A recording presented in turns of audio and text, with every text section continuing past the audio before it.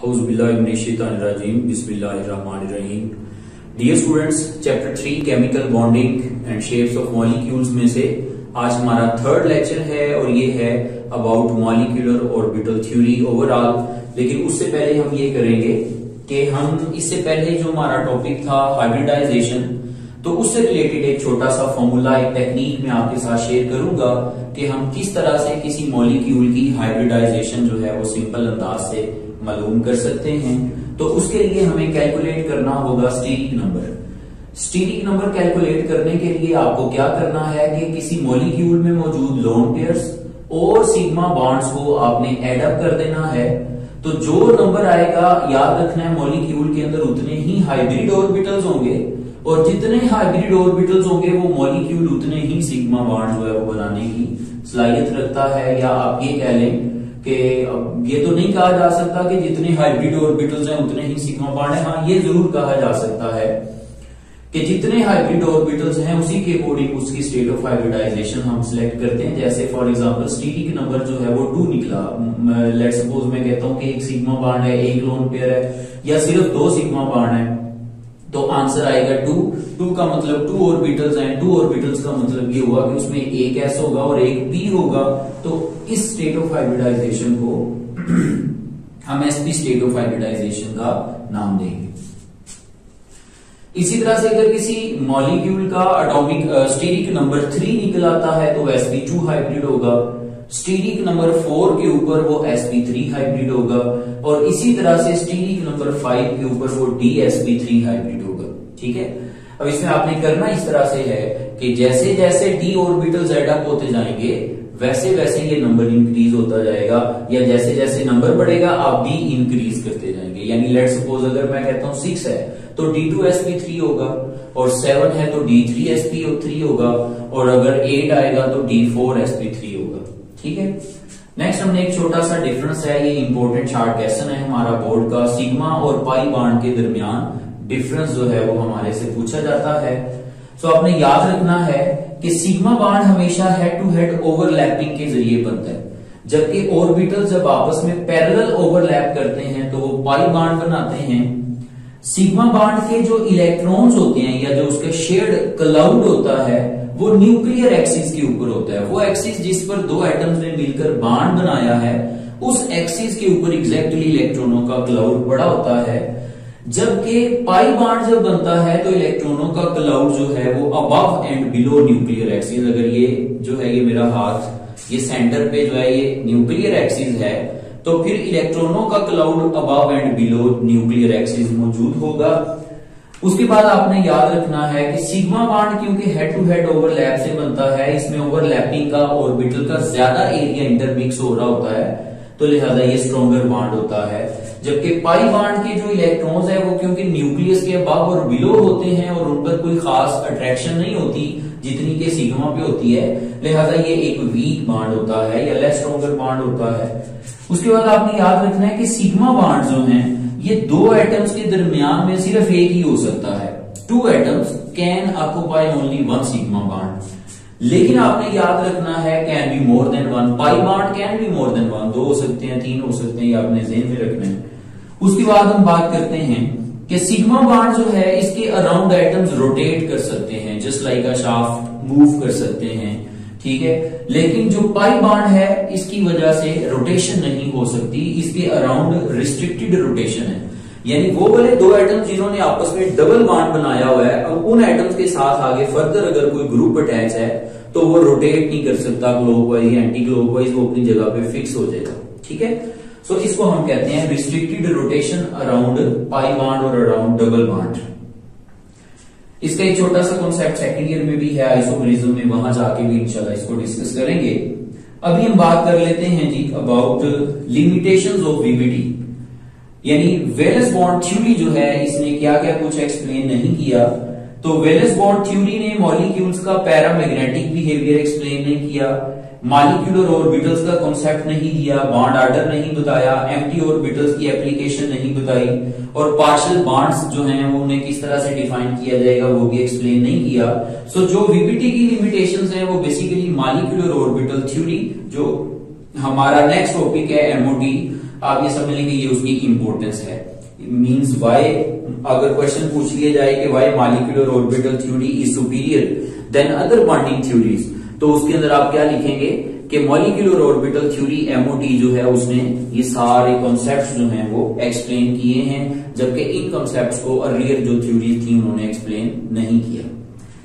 अब हम ऐसा करेंगे कि हमारा जो टॉपिक है आज का मॉलिक्यूलर ऑर्बिटल थ्योरी एमओटी, उस पर चलते हैं और इसके पोस्टुलेट सबसे पहले हम डिस्कस करेंगे। इसके अंदर हमने याद रखना है कि whole molecule is considered as a single unit, एक सिंगल यूनिट कंसीडर करेंगे पूरे मॉलिक्यूल को। तो वो एटम्स जो मिलकर मॉलिक्यूल बना रहे होते हैं वो एटम्स आपस में ओवरलैप करते हैं और वो मिलकर मॉलिक्यूलर ऑर्बिटल्स बनाते हैं। एटम के अंदर एटॉमिक ऑर्बिटल होंगे जबकि मॉलिक्यूल के अंदर मॉलिक्यूलर ऑर्बिटल्स होंगे।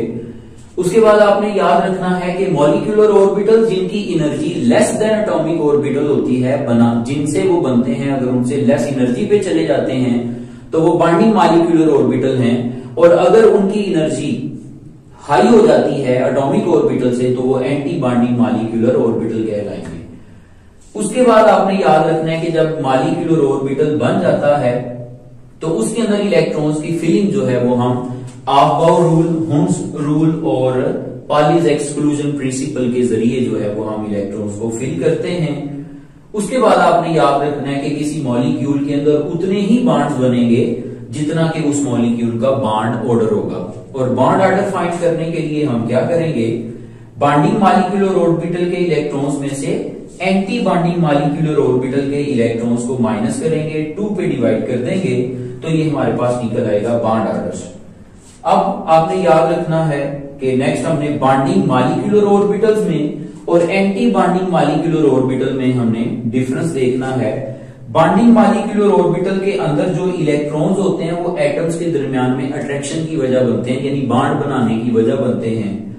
उसके बाद आपने याद रखना है कि इनकी डेंसिटी नॉर्मली न्यूक्लियर एक्सिस के ऊपर जो है वो मौजूद होती है, जबकि एंटी बॉन्डिंग मॉलिक्यूलर ऑर्बिटल जो हैं ये रिपल्शन काज करते हैं, दो एटम्स के दरमियान में बॉन्ड नहीं बनने देते, और इनका इलेक्ट्रॉनिक क्लाउड जो है वो अवे लाई करता है फ्रॉम न्यूक्लियर एक्सिस। तो ये जो है ये हमारा यहां तक जो टॉपिक था वो पोस्टुलेट्स के हवाले से था। अब इन्हीं पोस्टुलेट्स को माइंड में रखते हुए हम डिफरेंट मॉलिक्यूल जो हैं उनके एमओटी स्ट्रक्चर्स को डिस्कस करेंगे, जैसा कि नाइट्रोजन, हाइड्रोजन, हीलियम और ऑक्सीजन वगैरह। अच्छा डियर स्टूडेंट्स, ऐसा है कि अभी हमने बॉन्डिंग मॉलिक्यूलर ऑर्बिटल और एंटी बॉन्डिंग मॉलिक्यूलर ऑर्बिटल में डिफरेंस जो है उसे अंडरस्टैंड किया। इसके अलावा हमने मॉलिक्यूलर ऑर्बिटल थ्योरी के जो पोस्टुलेट्स हैं उनको अंडरस्टैंड कर लिया। अब हम ऐसा करेंगे कि हम उन्हीं पोस्टुलेट्स को यूज करते हुए यहाँ पे स्टडी करेंगे डिफरेंट मॉलिक्यूल्स को एमओटी स्ट्रक्चर के अकॉर्डिंग। तो सबसे पहले हम ऐसा करने जा रहे हैं कि हम डायटोमिक हीलियम मॉलिक्यूल जो है उसकी बात करेंगे। तो हीलियम का एटॉमिक नंबर 2 है, इलेक्ट्रॉनिक कॉन्फ़िगरेशन 1s2 है। तो दो हीलियम एटम जो हैं 1s2 इन्होंने ये अब एटॉमिक ऑर्बिटल है, ये भी एटॉमिक ऑर्बिटल है। इन दो एटॉमिक ऑर्बिटल्स ने मिलके एक बॉन्डिंग मॉलिक्यूलर ऑर्बिटल बनाया सिग्मा 1s2 और एक एंटी बॉन्डिंग मॉलिक्यूलर ऑर्बिटल बनाया सिग्मा स्टार 1s2। क्योंकि s एक स्फेरिकल ऑर्बिटल है, ये हेड टू हेड ओवरलैप करेगा, तो इससे सिग्मा ऑर्बिटल बनेगा, सिग्मा मॉलिक्यूलर ऑर्बिटल। अब सिग्मा मॉलिक्यूलर ऑर्बिटल में दो कैटेगरीज आ गई, वो मॉलिक्यूलर ऑर्बिटल जो एटॉमिक ऑर्बिटल से लोअर एनर्जी पे है वो बॉन्डिंग मॉलिक्यूलर ऑर्बिटल है।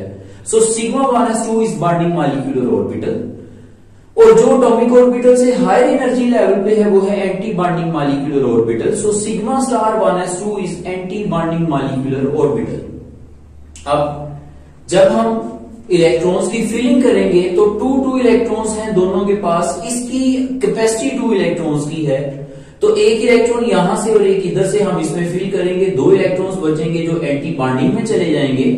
जब हम इसका बॉन्ड ऑर्डर फाइंड करेंगे तो that is 2 from bonding -2 from anti bonding divided by 2 means half of the difference of electrons in bonding and anti-bonding molecular orbital is known as bond order। तो bond order find किया that is 0। It means no bond exist, so helium diatomic molecule does not exist, बनता ही नहीं है। ये students next हम discuss करने जा रहे हैं कि हाइड्रोजन मॉलिक्यूल, जिसमें हाइड्रोजन एटम का एटॉमिक नंबर 1 है, इलेक्ट्रॉनिक कॉन्फ़िगरेशन 1s1 है। तो हमने 2 हाइड्रोजन एटम्स को लिया, जिसमें ये हमारे पास 1s1 और ये भी हमारे पास 1s1 आ गया। 2 एटॉमिक ऑर्बिटल्स को मिलाया, सिग्मा 1s2 बन गया, जिसमें 2 इलेक्ट्रॉन्स आ गए। इसका एंटी बॉन्डिंग जो है वो सिग्मा स्टार आ गया, इसमें कोई इलेक्ट्रॉन्स नहीं होगा, 2 होंगे, 2 के 2 ये यहां पे फिल होंगे। अब जब हमने बॉन्ड ऑर्डर फाइंड करना है तो इसमें हम क्या करेंगे कि हम ये 2 इलेक्ट्रॉन्स जो ये मौजूद हैं हमारे पास बॉन्डिंग मॉलिक्यूलर ऑर्बिटल में, minus anti bonding molecular orbital के इलेक्ट्रॉन, वो कोई भी नहीं है, और हम इसे डिवाइड कर देंगे 2 के साथ, आंसर आ जाएगा 1। तो इट मीन्स कि हाइड्रोजन के 2 एटम्स के दरमियान एक सिंगल कोवेलेंट बॉन्ड जो है वो एग्जिस्ट करेगा। सो 1 बॉन्ड के जरिए ये डाई एटॉमिक मॉलिक्यूल H2 में कन्वर्ट हो जाएगा। अगर हम इस मॉलिक्यूल का एनर्जी ऑर्डर लें तो वो बनेगा sigma 1s2 sigma star 1s2 higher in energy और sigma 1s2 lower in energy होगा। नेक्स्ट हम आते हैं जी ऑक्सीजन के मॉलिक्यूल के ऊपर। ऑक्सीजन का एटॉमिक नंबर 8 है बच्चों, electronic configuration 1s2 2s2 2px2 2py1 और 2pz1 होती है। अगर आप देखें तो इसके px में 2 इलेक्ट्रॉन्स हैं, py1 में 2py में 1 है और 2pz के अंदर भी 1 इलेक्ट्रॉन है। इसकी कॉन्फ़िगरेशन और ऑर्डर, एनर्जी ऑर्डर, हमने मॉलिक्यूल का एनर्जी ऑर्डर लिखना है डिफरेंट ऑर्बिटल्स का। ये मैं आपको बाद में समझा देता हूं, डायग्राम के साथ हम इसे कोरिलेट कर लेंगे।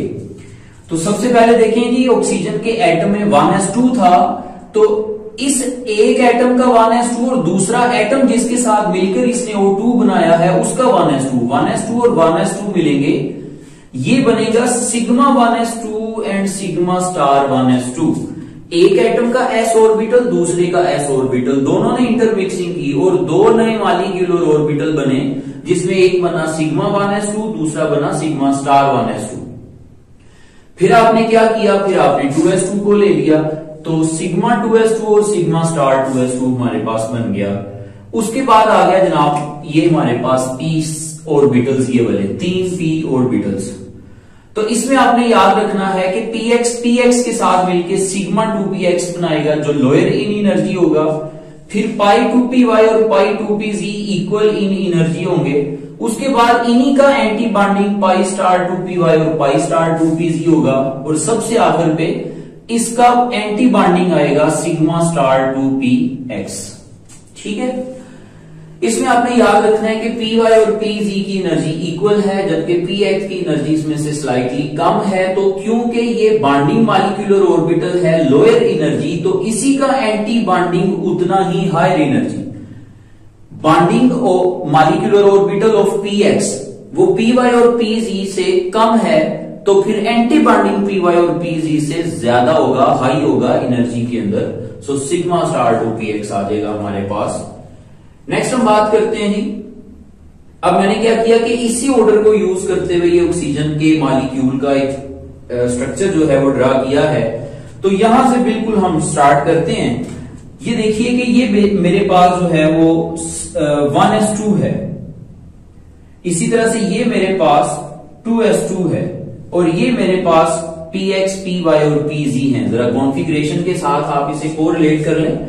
1s2 सबसे लोअर एनर्जी पे लिया, उससे ऊपर 2s2 ले लिया, उससे ऊपर मैंने px ले लिया, फिर py ले लिया और फिर pz ले लिया।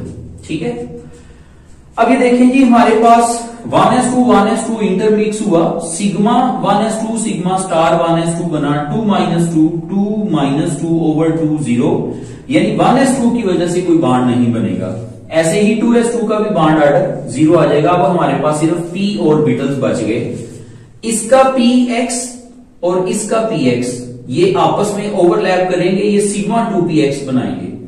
फिर py और pz, इसका py से इसका pz आपस में ओवरलैप करेंगे, ये बनाएंगे पाई 2py और पाई 2pz, और इन दोनों की एनर्जी होगी इक्वल। उसके बाद आप देखेंगे फिर नेक्स्ट क्या होगा, अब फिर से px और px मिलेंगे, ये सिग्मा स्टार 2px बना देंगे, py और py पाई स्टार 2py और pz पाई स्टार 2pz बना देंगे। ठीक है, अब जरा ऑर्डर देखें कि मॉलिक्यूल के अंदर क्या ऑर्डर है। अब एटॉमिक ऑर्बिटल्स को छोड़ दें आप, तो क्या होएगा जी, हमारे पास सबसे पहले sigma 1s2 sigma star 1s2, sigma 2s2 sigma star 2s2, sigma 2px, उससे ऊपर पाई 2py और पाई 2pz इक्वल, फिर उससे ऊपर pi star 2py pi star 2pz equal, सबसे high energy sigma star 2px। ये जितने मैंने मिड वाले बोले हैं ऑर्बिटल्स, ये सारे इस ऑर्डर के बिल्कुल अकॉर्डिंग हैं। अब हम इलेक्ट्रॉन्स की डिस्ट्रीब्यूशन के हवाले से बात कर लेते हैं।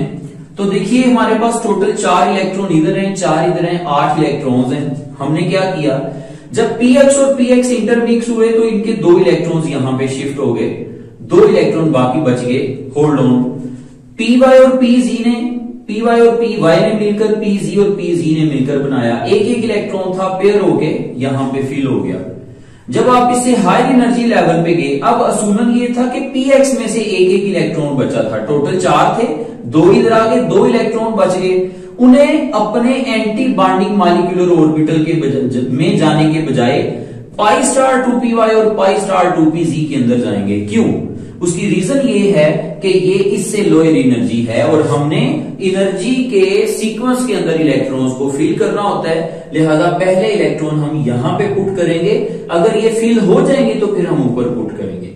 ठीक है, अब हम ऐसा करते हैं कि इसका बॉन्ड ऑर्डर निकाल लेते हैं। अब ये जो ऑर्बिटल्स हैं ये वाले, ये ऑर्बिटल्स आपने याद रखना है कि ये बॉन्डिंग मॉलिक्यूलर ऑर्बिटल है और ये तीनों जो है ये एंटी बॉन्डिंग मॉलिक्यूलर ऑर्बिटल है। ठीक है, बॉन्डिंग मॉलिक्यूलर ऑर्बिटल के 6 इलेक्ट्रॉन, एंटी बॉन्डिंग के 2 इलेक्ट्रॉन, माइनस कर दिया, 2 से डिवाइड किया, आंसर 2 आया। 2 ऑक्सीजन एटम्स के अंदर डबल बॉन्ड मौजूद होगा, ये बात हमें बॉन्ड ऑर्डर से पता चली। ठीक है, उसके बाद आपने याद रखना है कि एंटी बॉन्डिंग मॉलिक्यूलर ऑर्बिटल के अंदर अनपेयर्ड इलेक्ट्रॉन मौजूद हो तो सब्सटेंस क्या हो जाती है, पैरामैग्नेटिक हो जाती है। लिहाजा ऑक्सीजन का जो मॉलिक्यूल है ये पैरामैग्नेटिक इन नेचर हो।